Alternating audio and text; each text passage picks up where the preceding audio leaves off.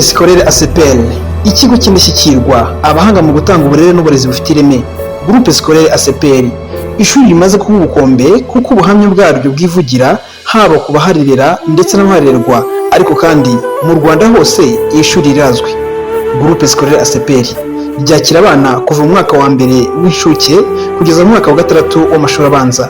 Abana biga amasomo atandukanye ariko ngengabihe y'imyigire mu Rwanda, ariko kandi rigira akarusho ko gukoresha abana mu kuvuga no kumenya neza indimi, cyane cyane Icyongereza n'Igifaransa, ku buryo umwana wize muri ishuri aba afite ubushobozi bwo kuganira neza muri izo ndimi ndetse no kwandika neza.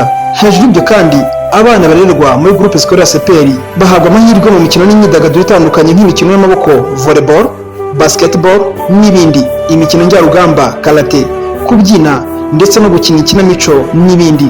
Groupe Scolaire ACPL iduheza abana mu kumenya ubwiza bw'igihugu cyacu ndetse n'amateka yaranze u Rwanda rwo hambere. Iyo ikaba mu mpamvu zituma twitabira ingendo shuri hirya no hino mu Rwanda. Twavuga nk'aho twatembeje abana bacu ku kibuga cy'indege mpuzamahanga cya Kigali, Kanombe, ikibuga cy'indege cya Kamembe mu karere ka Rusizi, ndetse twambuka ikiyaga cya Kivu twerekeza ku nkombo kwa Marshal.